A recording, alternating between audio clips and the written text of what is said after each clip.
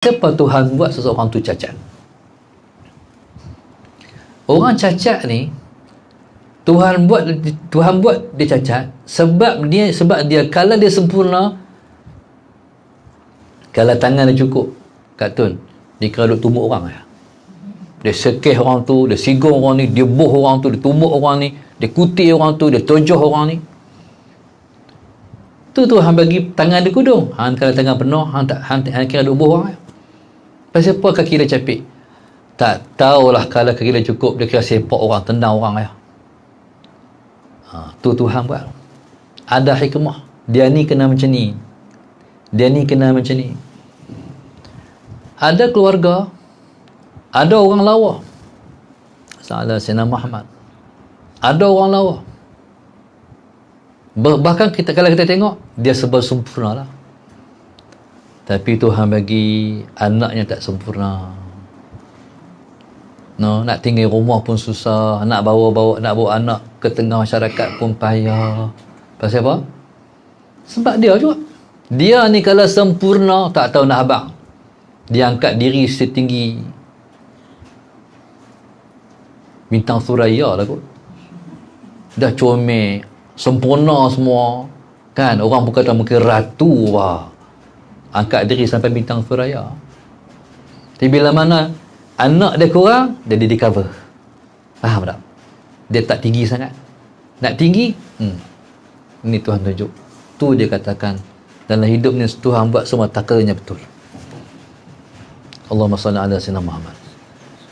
Kebanyakan Tuhan bagi orang kaya, dia mula susah dulu. Kebanyakan daripada bawah. Pasal apa? Sebab Tuhan yang pertama, Tuhan nak bagi dia menghargai setiap yang Allah bagi kat dia. Selalu dia akan sebut, saya dulu, saya bukan senang, saya macam ni. Nampak tak? Tu Tuhan bagi. Syekh Muqtal Al-Bukhari belah lembu ya dulu. Masalah Sayyidina Muhammad belah lembu ya. Jadi maknanya dia daripada bawah Tuhan susun. Ada juga orang kaya waris daripada ayah yang kaya. Ada. Allahumma salli ala sayyidina Muhammad. Tapi hikmahnya tetap ada. Kalau bukan untuk dia, untuk kita. Kalau bukan untuk dia, hikmah tu untuk kita. Untuk kita buat renungan, untuk kita muhasabah, untuk kita mengkoreksi diri. Allahumma salli ala sayyidina Muhammad. Taib. Dalam hidup ni, ambil banyak pelajaran. Macam mana pelajaran orang yang tidak mendapat keredaan Tuhan, dan apa juga pelajaran orang yang mendapat keredaan Tuhan. Allahumma salli ala sayyidina Muhammad. Hidup ni, kalau kita dah mendapat keredaan Allah, semua mudah. Semua mudah. Dia macam ni nah. Bila kita bela orang banyak protes. Dia duduk dengan kita. Tapi semua serba tak kena. Tuan-tuan, nak bagi lebih tak bagi. Hang ni semua serba tak sempurna. Semua kritik, semua tak apa hati. Nak bagi lebih, kita tak bagi. Macam itulah Tuhan. Hang aku bagi, hang tak bersyukur. Tapi kalau kita bersyukur, Allah janji, la azidannakum, aku akan tambah lagi nikmat aku pada kamu. La in syakartum la azidannakum. Allahumma salli ala sayyidina Muhammad. Kalau kamu bersyukur, aku pasti akan menambah lagi nikmatku kepada kamu. Tu janji Allah. Tapi kalau tak puas hati tu, tak puas hati ni, protes tu, protes ni, bantah tu, bantah ni, cukup lah. Lama-lama tarik balik. Hadu ada, aku ambil langsung lah. Semua tak kena. Inna azabi la syadid, kata Allah. Kalau kamu tak bersyukur, azabku maha pedih. Hampa tunggu. Benar tu bentar, benar apa? Itulah yang saya kata, yang paling besar sekali, meredai semua takdir Allah dalam hidup kita. Allahumma salli ala sayyidina Muhammad. Dapat banyak ni hari ni, alhamdulillah. Dapat banyak hari ni, alhamdulillah. orang buat benang. Buat benang ni berulung-ulung dia buat benang Sallallahu Alaihi Muhammad. Tapi bila dekat masa nak ambil, mai ribut, mai angin pukul, habis ranak. Kadang-kadang Allahumma salli ala sayyidina Muhammad, Tuhan buat mai dengan banjir, habis tenggelam. Lepas tu dia kata, Ishno, tahu ni dapat macam ni lah. Cara bercakap tu memang dia tak puas hati dengan Tuhan. Sebenarnya dia mengundang padah dalam hidup dia. Nanti Tuhan tak bagi lagi. Lama-lama hari-hari dapat 10 gundi, nanti akan dapat 7 gundi, nanti akan dapat 3, dapat 1, lama-lama apa tak dapat. Nanti Tuhan tarik balik. Jadi subhanallah, Allahumma salli ala sayyidina Muhammad, dalam hidup jangan protes Tuhan.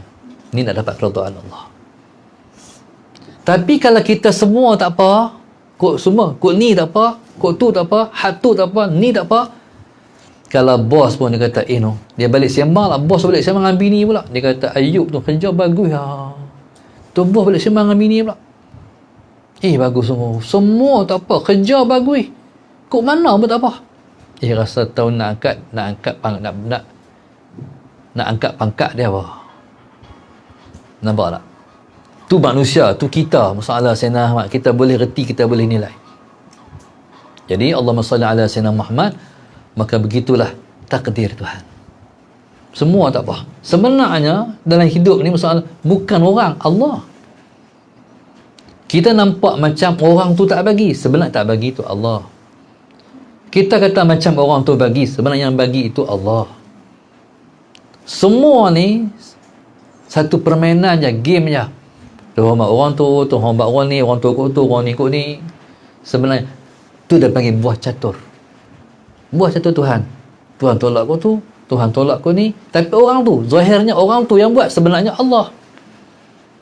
Tuhan nak uji kita, betul tak kita hamba dia? Allahumma salli ala sayyidina Muhammad. Betul tak kita hamba dia?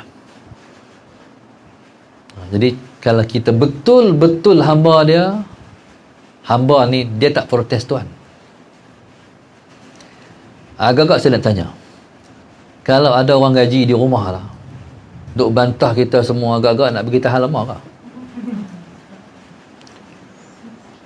No? Ataupun dia arah kita pula, tu dia kok mana ni? Jadi sebab itu dalam dunia ni jadilah hamba yang baik. Hamba yang baik. Hamba yang baik ni seperti orang yang duduk dalam rumah kita, makan gaji dalam rumah kita, masalah Sayyidina Muhammad, yang buat kerja bukan dia kira tang baju, tapi dia kira khidmat bakti dia tu. Tak sama orang kan. Contoh kerja pejabat. Kerja pejabat ni dia ada time pejabat. Masuk pukul 8, balik pukul 5. Masuk pejabat 8 jam sehari. Jadi kita pun kira masuk pejabat awal, balik awal. Masuk pejabat lewat, kita balik lewat. Kita betul-betul kira. Kalau kita kerja lebih, kita minta overtime. Kita betul-betul kira. Tapi ada orang yang dia duduk di pejabat, dia tak kira macam tu. Orang yang tak kira macam tu ialah orang yang bagi hati pada kerja. Orang bagi hati kepada kerja. Bagi hati pada kerja ni, kita bukan perlu bos kata, bos tengok saya bagi hati pada kerja. Macam tu kah? Pelik pula kan? Dia bukan perlu kita suruh bos nilai kita. Allahumma salli ala sayyidina. Sebenarnya kita buat kerja terbaik sebab kita nak merasai kepuasan bekerja. Betul tak? Puas kerja. Bila puas kerja, kita rasa seronok. Kita tak mau kerja halai-balai. Kita tak mau kerja lebih kurang. Kita sendiri pun buat kerja itu, kita nak puas hati kita buat kerja. Bila kita puas hati kita buat kerja, orang tengok, orang rasa apa? Itulah nilai Allah. Tapi kalau kita sendiri pun, Allah Sayyidina Muhammad, kita sendiri pun tak puas hati kerja kita buat, orang tengok, orang tak puas hati. Lagi orang tak puas hati. Kita sendiri pun tak puas hati, orang lagi tak puas hati. Begitulah dalam kita hidup di dunia ni, masalah Sayyidina Muhammad, semua yang kita buat, yang kita harapkan hanya keredaan Allah. Tapi nak keredaan Allah, kita mesti buat daripada hati kita yang tulus dan mulus.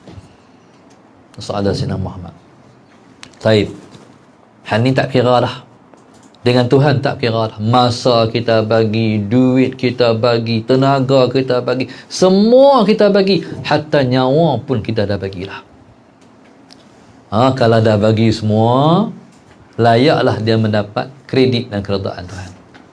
Hak inilah yang Tuhan peraku hamba dia. Bila Tuhan peraku hamba dia, masalah Sayyidina Muhammad, semua geraknya ialah gerak Allah. Semua geraknya gerak Allah.